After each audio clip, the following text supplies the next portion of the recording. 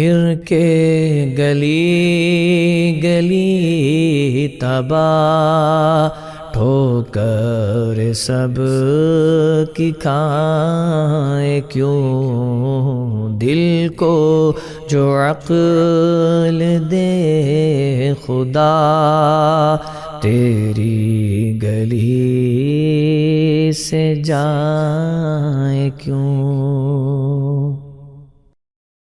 تعسر وتمم علینا بالخیر یا فتاح وبک نستعین اللہم رب یسر ولا تعسر وتمم علینا بالخیر یا فتاح وبک نستعین الصلاۃ والسلام علیک یا نبی اللہ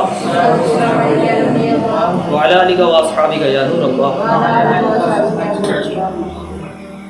اچھا، بنیادی طور پر ہم یہاں پر جو کورس کرنے کے لیے بیٹھے ہیں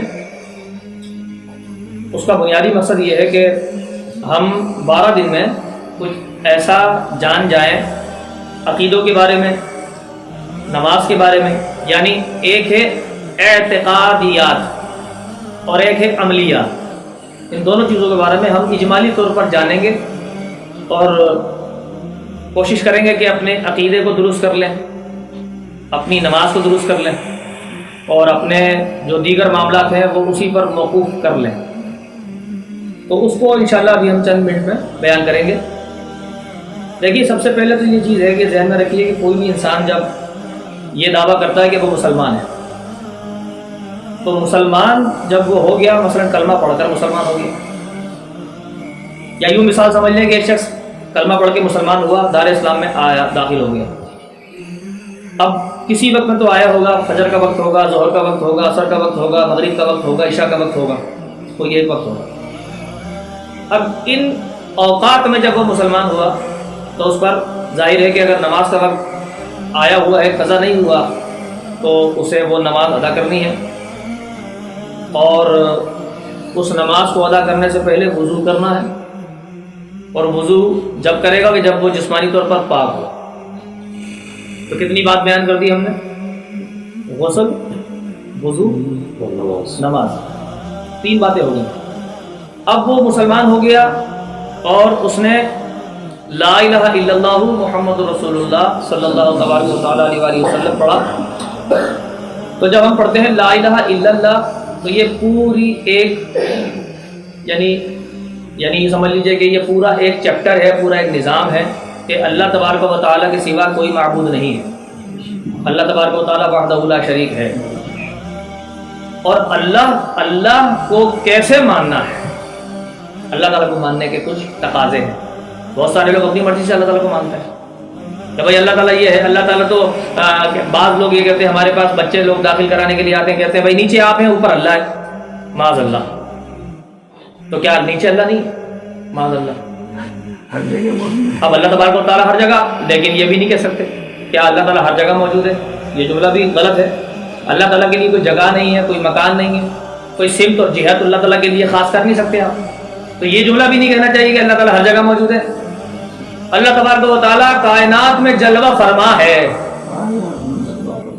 کائنات میں جلوہ فرما ہے۔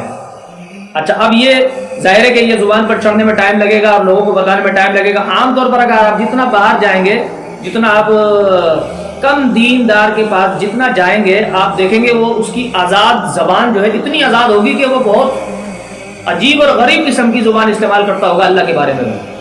تو سب سے پہلے تو اللہ تبارک و تعالیٰ کے بارے میں ہم نے عقیدہ درست رکھنا اپنا کہ اللہ کی ذات کیا ہے اور اللہ تبارک و تعالیٰ کے لیے کون سی صفات کا ہم نے ایمان قبول کرنا ہے۔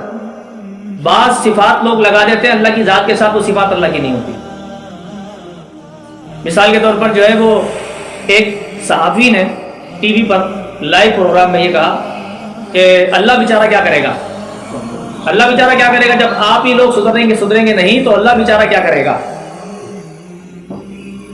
تو اندازہ کر لیجئے معاذ اللہ ثم معاذ اللہ کہ وہ صحافی ہیں، بڑی ایڑی چوٹی لگا کر کے پڑھے، تعلیم حاصل کی، اور وہ علماء کو بھی بلاتے ہیں ٹی وی شوز کو، ٹاک شوز کے اوپر کہ بھائی آپ بتائیں، آپ سب لوگ ایک جگہ ایک امام کے پیچھے نماز کیوں نہیں پڑھتے جی، آپ میں اختلاف کیوں ہے؟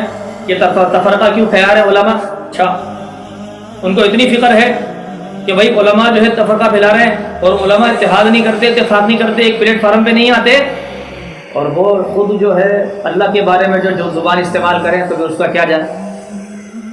تو یہ ساری چیزیں جو ہے ہم نے سب سے پہلے پوائنٹ آؤٹ کرنی ہے کہ اللہ کی ذات کے لیے اور بار شریعت بہترین انسائکلوپیڈیا ہمارے پاس موجود ہے، اس میں اللہ تبارک و تعالیٰ کی ذات والا کے لیے کیا لفظ استعمال کرنا چاہیے اور کیا نہیں کرنا چاہیے۔ اللہ جسمانیت سے پاک ہے، یہ ذہن میں رکھنا چاہیے، ٹھیک، اور پھر اس کا اس کسی جگہ پر قرار پکڑ جانا یہ بھی نہیں ہے، وہ عرش پر بیٹھا ہے معاذ اللہ یہ بھی نہیں ہے، وہ عرش پر کیسے موجود ہے وہ اللہ ہی جانتا ہے۔ اللہ تبارک و تعالیٰ اپنی شان کے لائق ہے، اور یعنی اپنی شان کے لائق جلوہ فرما ہے، ثم استوى علی العرش قرآن مجید نے بیان کیا، جلوہ فرما، تو اللہ تبارک و تعالیٰ جو ہے وہ اپنی شان کے لائق وہاں جلوہ فرما ہے، کیسے جلوہ فرما ہے وہ وہی جانتا ہے، ٹھیک ہے نا۔ اچھا اب یہ بات ہو گئی، اب محمد رسول اللہ صلی اللہ علیہ وسلم کسی نے پڑھا تو حضور علیہ الصلوۃ والسلام کو جب اس نے ایمان قبول کیا تو سب سے پہلے اس نے اس بات کا یقین کرنا ہے کہ حضور کے بعد کوئی نبی نہیں آئے گا، حضور خاتم النبیین ہے صلی اللہ علیہ وسلم، انا خاتم النبیین لا نبی بعدی، تو کما قال صلی اللہ علیہ وسلم، حضور علیہ السلام کی حدیث پاک ہے، تو حضور کے بعد کوئی نبی نہیں آئے گا، یہ تو پکا پرفیکٹ فیصلہ ہے، قرآن مجید نے بھی کر دیا اور احادیث میں بھی حضور علیہ السلام نے فرما دیا، بڑی طویل حدیث ہے بخاری شریف میں، اس کا خلاصہ یہ ہے، یعنی دو لفظوں میں عرض کرتا ہوں کہ حضور نے فرمایا کہ صحابہ سے کہ تم نے دیکھا ہوگا کہ بہت خوبصورت ایک محل ہے جس میں تم دیکھتے ہو کہ کوئی کسی قسم کی کوئی چیز کسی قسم کی کمی نہیں ہے، لیکن تم دیکھتے ہو کہ ایک دیوار میں ایک اینٹ کم ہے، تو کیا اگر وہ آخری اینٹ لگا دی جائے تو تم سمجھو گے کہ وہ محل مکمل ہو جائے گا؟ صحابہ نے عرض کیا یا رسول اللہ بالکل ہو جائے گا، فرمایا وہ آخری اینٹ میں ہوں۔ تو وہ حضور علیہ السلام نے ایسی کئی روایات کو بیان کیا، پھر ایک روایت کو بیان کیا کہ جو ہے وہ تکیہ لگا کے جاہل لوگ بیٹھیں گے اور پھر دین کے مسئلے بتائیں گے، اور جو ہے وہ جب اور خود بھی گمراہ ہوں گے اور دوسروں کو بھی گمراہ کریں گے۔ تو یہ فتنے ختم نبوت کے خلاف جو آ رہے ہیں اس کو بھی دیکھنا ہے۔ تو جس نے کہا محمد الرسول اللہ، محمد صلی اللہ علیہ وسلم اللہ کے رسول، یہاں پر ایک بہت بڑا ایک بھاری نکتہ ہے جو یہ قادیانی حضرات جو ہے اٹیک کرتے ہیں اس کے اوپر، کہ یہاں پر کہیں پر بھی جو ہے یہ ظاہر نہیں ہو رہا کہ حضور کے بعد کوئی نبی نہیں آئے گا، محمد رسول اللہ اگر تو کہتا ہے، کیونکہ بعض لوگ پہلے یہ سمجھتے تھے کہ لا الہ الا اللہ محمد رسول اللہ یہ لوگ نہیں پڑھتے قادیانی، تو بعد میں جب ان سے ڈیبیٹ ہونے لگی تو انہوں نے کہا ہم تو پڑھتے ہیں، دیکھو لا الہ الا اللہ محمد رسول اللہ ہم پڑھتے ہیں۔ تو اب اس میں لا الہ الا اللہ محمد رسول اللہ میں یہ محمد جو ہے غلام قادیانی کو مراد لیتے ہیں معاذ اللہ، تو اس لیے آپ کے سامنے کلمہ بھی پڑھ لیں گے، یہ آپ سمجھیں گے نہیں بھائی اس نے میرے ساتھ میں کلمہ پڑھا یہ تو مسلمان ہے، ٹھیک، یہ ذہن میں رکھیے گا۔ اور پھر محمد رسول اللہ، محمد صلی اللہ علیہ وسلم اللہ کے رسول ہے، وہ مانتے ہیں، ہاں بالکل ہیں اللہ کے رسول ہیں، ان کے بعد یہ بھی آیا معاذ اللہ۔ تو رسول ماننا ہی اب کافی نہیں، اب خاتم النبیین ماننا ضروری، جو کہ شروع سے ہمارے اسلام کا طریقہ کار چلا آیا ہے اور وہ کتابوں میں اسکول کے نصاب میں بھی ڈال دیا گیا ہے، اور اب وہ نکالنے کی بھی سازشیں ہو رہی ہیں۔ خیر، حضور علیہ السلام خاتم النبیین ہیں اور حضور علیہ السلام افضل الانبیاء ہیں۔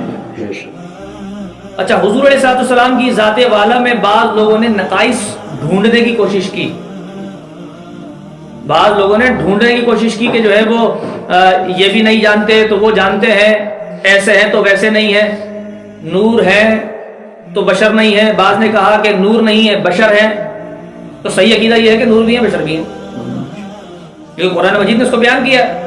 تو اس لیے ہمارے اسلاف یہ بیان فرماتے ہیں کہ جب آقا صلی اللہ تعالیٰ علیہ وسلم پر بشریت کا غلبہ ہوتا تو آپ بیمار بھی ہوتے، آپ تعلیم امت کے لیے شادی بھی کرتے، آپ کو بھوک بھی لگتی، آپ کھانا بھی کھاتے، اور آپ بظاہر اپنے آپ کو ایسا ظاہر کرتے کہ جس طرح عام انسان بیمار ہو کر اپنے آپ کو ظاہر کرتا ہے۔ اور جب آپ پر نورانیت غالب آ جاتی اور آپ کے اوپر جو ہے وہ بادل سایہ فگن ہوتا اور پھر آپ کا سایہ نہ ہوتا اور پھر اندھیرے میں گمی ہوئی سوئی آپ کے نور سے نظر آ جاتی، جب نور کا غلبہ ہوتا۔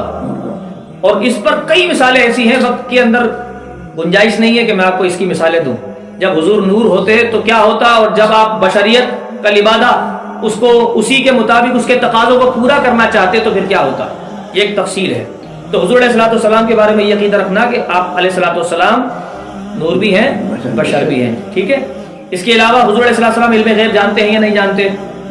حضور علیہ الصلوۃ والسلام علم غیب جانتے ہیں، قرآن مجید نے اس کو بیان کیا ہے۔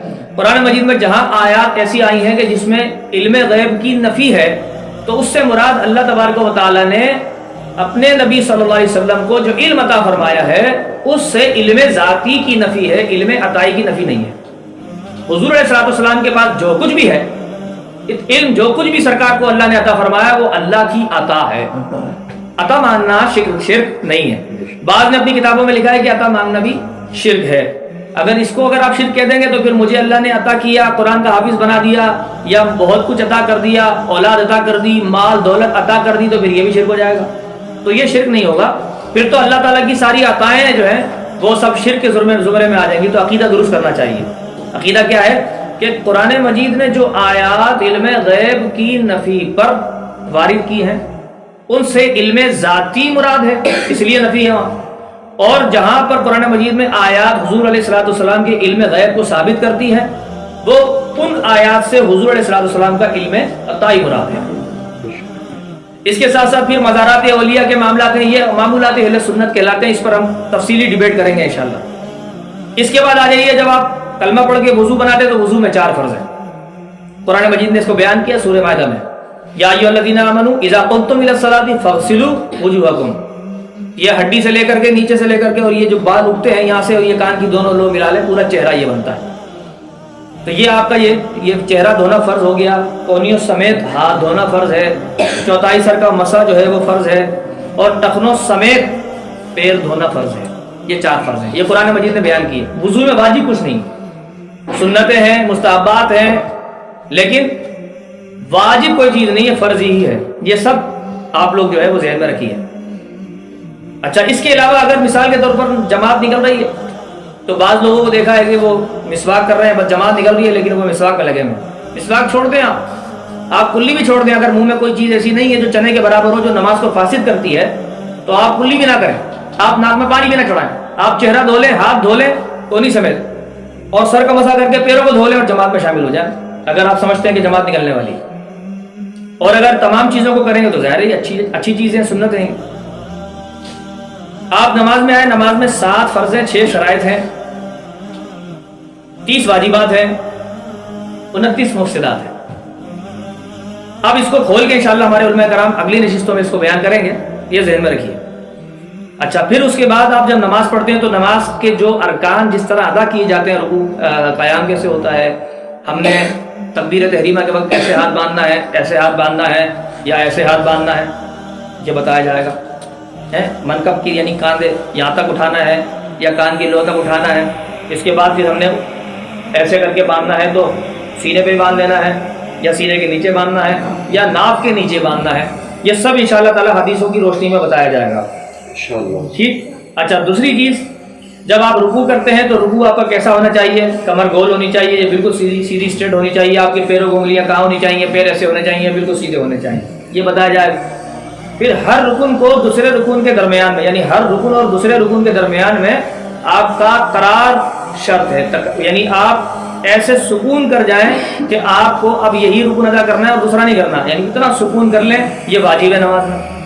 عام طور پر ہوتا نہیں ہے ایسا، بس دے مار 4.5 لگا ہوا ہوتا ہے، یہ مار، یہ رکوع، یہ اوپر اٹھے، یہ سجدے میں گئے۔ تو اس طرح تو پھر نماز کا جو ترتیب ہے، ایک تو وہ برقرار تو رہتی، لیکن اس میں جو تسکین ہے وہ نہیں ملتی۔ اور پھر اس کی جو واجب ہے کہ نماز میں جو ہے وہ قرار پکڑ لینا، ہر رکن میں قرار پکڑ لینا، برقرار ہے۔ قرار کا مطلب یہ ہوتا ہے بے چینی نہ ہو، قرار مل جائے۔ اب رکوع میں ابھی گئے نہیں تھے کہ امام صاحب اٹھ گئے اور آپ بھی اٹھ گئے تو رکوع نہیں ہوا، رکوع نہیں ہوا۔ اچھا، بہت اہم بات کہ لوگ آتے ہیں وضو بنا کر، امام صاحب رکوع میں، آپ نے دیکھا ہوگا کہ بس اللہ اکبر اور رکوع میں ایک دفعہ اللہ اکبر کہا اور پھر وہ رکوع میں چلے جاتے ہیں، یہ بالکل غلط ہے، اس طرح نمازی نہیں ہوگا۔ اس لیے کہ آپ نے ایک تکبیر جو یہ باندھی تھی، یہ تکبیر تحریمہ تو ہے ہی نہیں، پہلی بات، اور وہ فرض ہے۔ جب وہ نہ ہوئی تو نماز نہ ہوئی، نماز ہی شروع نہ ہوئی آپ کی۔ تو تکبیر تحریمہ کر کے اور پھر آپ نے جو ہے اللہ اکبر کہہ کر ہاتھ باندھنا ضروری نہیں ہے، اللہ اکبر کہہ کر کے رکوع کی تکبیر آپ پڑھیں، کیونکہ آپ نے جو پہلی تکبیر پڑھی تھی وہ رکوع کی تسبیح یعنی تکبیر پڑھی اور آپ جو ہے وہ اس میں رکوع میں چلے گئے اور تسبیح پڑھنے لگ گئے. اس طرح نماز نہیں ہوتی. تو اس کا خیال خاص طور پر رکھنا ہے. پھر اب سجدہ کیسے کرنا ہے, پھر سجدے سے اٹھ کے بیٹھنا کیسے, یہ سارے ارکان باقاعدہ طور پر انشاءاللہ آپ کو گاہے بگاہے بتائے جائیں گے. میں صرف اجمالی ایک دور کر رہا ہوں.